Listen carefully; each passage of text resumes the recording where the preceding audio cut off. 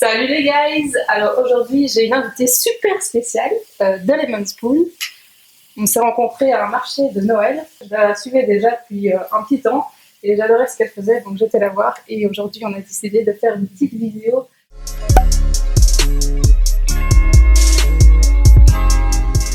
Raconte-nous un peu toi ce que tu fais avec ton blog et tout ça. Donc The Lemon Spoon, au départ c'était un blog culinaire, mais maintenant ça a bien évolué. C'est un guide en ligne pour une consommation éthique et durable. Donc l'idée c'est de donner des alternatives de consommation aux personnes qui désirent amener ce changement dans leur vie. Donc aujourd'hui on va vous proposer, et donc aujourd'hui on va vous parler de... Encore aujourd'hui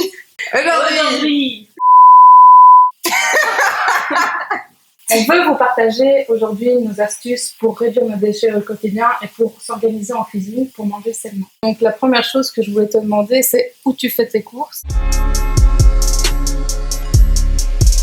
Moi, je m'organise de sorte à avoir le moins de déchets possible. Et donc, qui dit avoir moins de déchets, dit acheter en vrac et surtout éviter les supermarchés.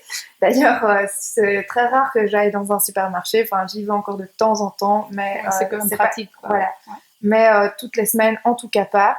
Donc, ce que je fais, c'est que j'achète mon vrac au marché des tanneurs au centre-ville. J'y vais une fois tous les 2-3 mois et j'arrive avec ma grosse valise et je remplis... Tu dévalises, c'est le cas de le dire. Voilà, je dévalise avec ma valise tout ce qui est sec et qui peut se conserver. Et alors, je le mets dans ma cuisine, dans des grands bocaux en verre. J'ai les mêmes. Par exemple, ici, vous avez les amandes et ici, vous avez les tomates séchées. Et je pense que la base pour avoir une alimentation saine et être organisée, c'est d'avoir les produits de base en cuisine toujours et de devoir juste acheter les produits frais chaque semaine.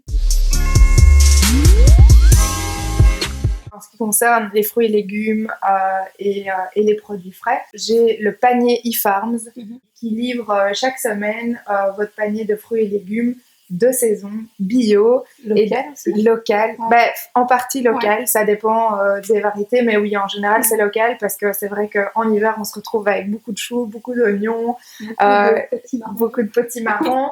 Ça nous pousse finalement à découvrir des nouvelles recettes et à changer nos habitudes. Il y a souvent des choses qu'on ne sait pas comment cuisiner, etc.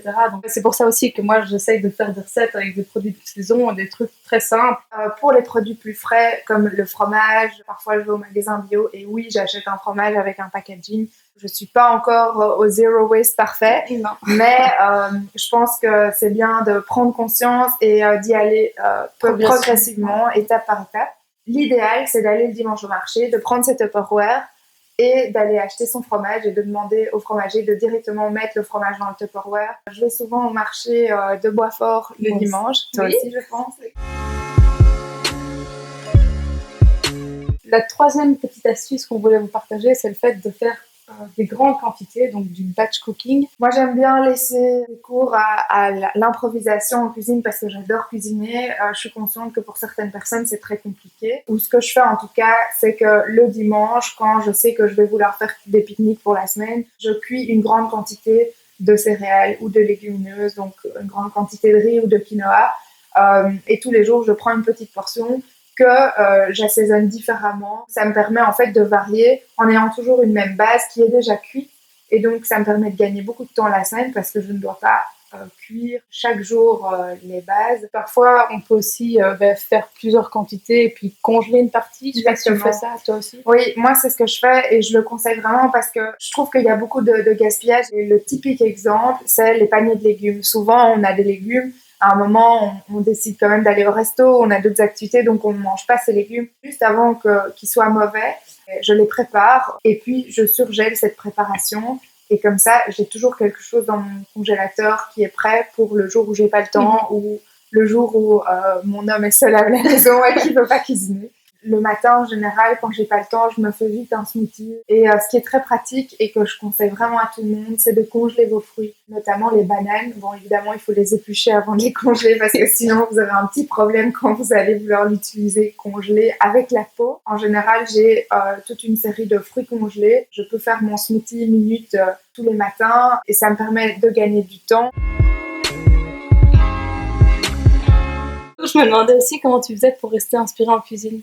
Oui, c'est très compliqué de rester inspiré, même pour quelqu'un qui adore cuisiner. Je vous assure que j'ai pas l'inspiration tous les jours. Finalement, c'est toujours les mêmes genres de recettes qui reviennent. Moi, typiquement, j'adore faire du pesto parce que je trouve que c'est super facile. On peut mettre tous les restes, toutes les herbes, c'est toujours bon. Je déteste suivre une recette à la lettre. Je m'inspire toujours de cette recette, mais je mets toujours un petit touch, un petit de lemon spoon touch, un petit twist. Et surtout, je mets toujours une petite dose de citron. Mais après, je sais que c'est pas donné à tout le monde d'aimer cuisiner. Il y a suffisamment de blogs pour s'inspirer. Oui, c'est ça. Mais dans ce cas-là, moi, ce que je fais en fait pour rester inspirée, c'est vrai que souvent je fais les mêmes choses, mais aussi j'ai ma petite liste de recettes que j'ai envie de faire. Mais j'ai aussi des boards sur Pinterest, tu vois, où voilà, quand j'ai un blog où j'aime bien une recette, ben, je vais piner la recette. Mais aussi, ce que je fais, c'est que je regarde typiquement dans des livres de recettes que j'aime bien. Je sais pas si toi, tu as des livres de recettes. Ah oui, j'ai des livres de recettes que j'aime bien, notamment Martine Fallon, ou alors Deliciously Ella, c'est elle qui m'a... La fille qui m'a inspirée à commencer de Lemon Spoon, c'est elle, c'est Deliciously Ella. Et donc voilà, j'espère que nos astuces vous aideront au quotidien. Si vous avez des questions, en tout cas, n'hésitez pas à nous en poser, à nous envoyer des mails, des messages. Elle a aussi un super compte Instagram, allez-y. Et on vous dit à bientôt pour une nouvelle vidéo. Bisous, bisous, ciao, ciao. Je crois que je vais recommencer, c'est parti. Ah putain, c'est un guide en ligne. J'ai toujours fait. Non, putain, là je m'emballe dans un truc.